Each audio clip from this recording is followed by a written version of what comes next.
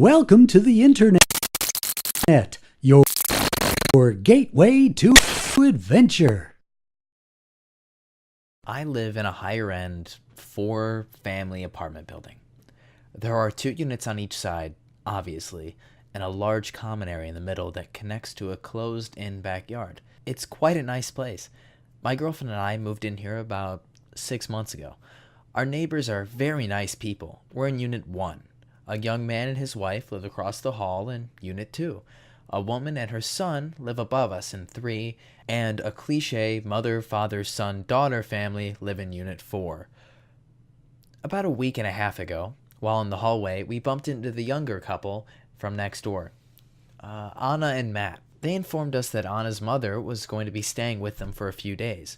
Her brother was in the process of getting her into a nursing home and had received an offer too good to pass up when selling her home, and was able to take her in during the interim. They were letting us know because her mother has severe dementia and Alzheimer's, and is prone to sneaking out and walking around. They assured us they were taking every precaution, and that there shouldn't be an issue, but just wanted to let us know as a courtesy, which we appreciated. We said that she was definitely in the safest place to be, as the only exit from our apartment without a key is the front door, and the rest of the place is enclosed. We went about our business and all but forgot about the brief conversation until a few nights ago. Our bedroom is in the back of our apartment, and one of the windows faces the common area / courtyard. I was asleep, facing away from the window. Something woke me up. I'm not sure if it was the tapping on the window or the rustling of leaves or what, but I rolled over and jumped up in my bed. Our blinds were drawn, but turned just a bit so one could barely see outside, and there was an old woman standing out our window, arms at her sides, just peering in. The woman was tall and thin, her hair pure white and wild, and her eyes, the whites of her eyes seemed to glow in the darkness. It seemed as if she was staring directly at me, through me even. I met her gaze a few seconds before snapping out of it and quickly turning over to nudge my wife awake. She awoke, and when I looked back, the woman was gone. Kimmy mumbled something incoherent and fell back asleep. I got out of bed and went to the window, looking to see if I could spot the woman wandering around. I saw no one. I went to the living room to look out another window, and again, nothing. Then I heard the door across the hall open and close, so I figured the problem had reconciled itself. The next day, I happened to see Matt and asked him if his mother-in-law had made it back inside safely last night, to which he replied, "Yeah, she managed to sneak out for a second, but we got her. Saw if she was a bother."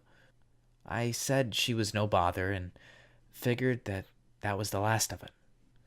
That night, around 3 a.m., Kimmy woke me up and said it sounded like someone was in our apartment. I jumped out of bed to go check it out, walking cautiously down the hallway before crossing the threshold into the living room. I stopped to listen for anything, maybe get some idea of where the intruder might be. I heard some rustling around towards the kitchen, which is to the left around the corner. It sounded like drawers were being opened and closed rapidly. I braced myself and turned the corner. Flicking the lights on, I looked around, and there was no one there. I looked all over the apartment, but didn't see anyone. Then I happened to look out the window. In the middle of the courtyard was Anna's mother, standing there, staring at me. It thoroughly creeped me out. Once again, I looked away for what seemed like a split second, and then I looked back, and she was gone. I ended up assuring Kimmy that we were safe, and we both fell back asleep.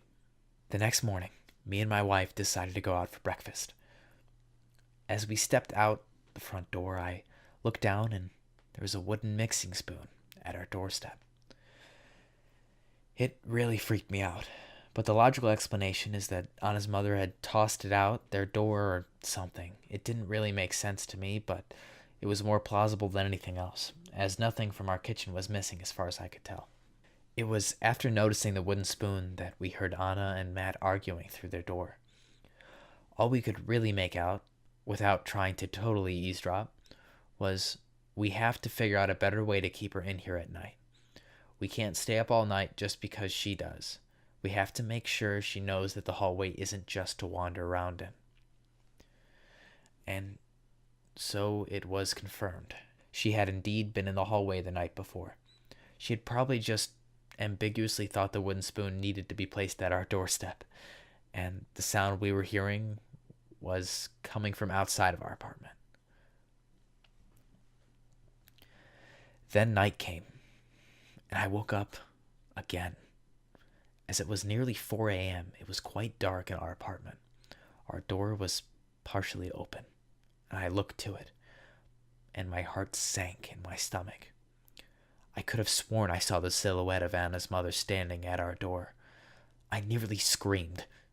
Instead, I reached over to turn the light on. When I did, of course, no one was there. I quickly got up and searched the house. There was no one.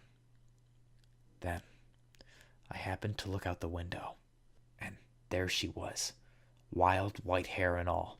I was relatively sure that silhouette I had seen in the hallway was part of a nightmare. Clearly, this woman only went into the hallway and outside.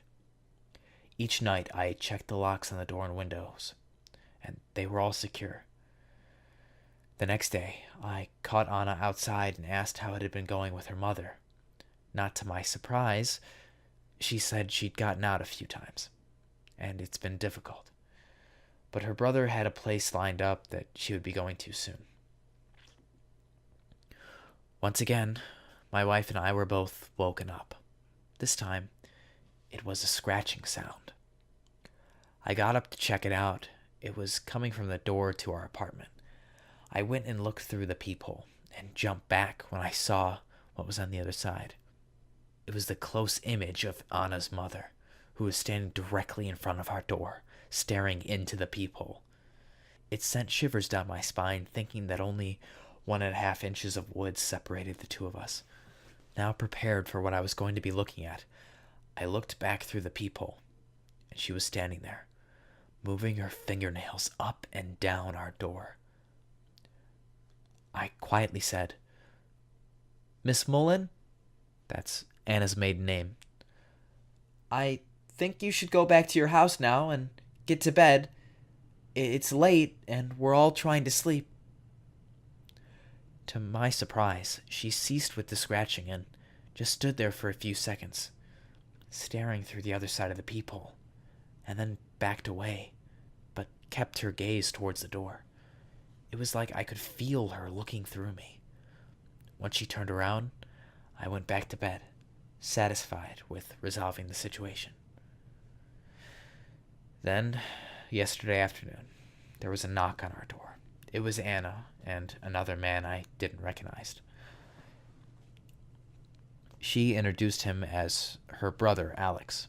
They thanked me for being so patient with their mother, who was very sorry if she had caused any disturbance. As they know the stairs in our hallway can be particularly loud at night, I, of course, said it was no problem, even though I'd never heard her on the stairs. Even so, they explained that she insisted on giving us some cookies she'd baked. I gladly accepted, and Alex went and got their mother. The woman he came out with was small and frail, with short brown hair. She was absolutely not the woman I'd been seeing the last few nights. I was lost for words.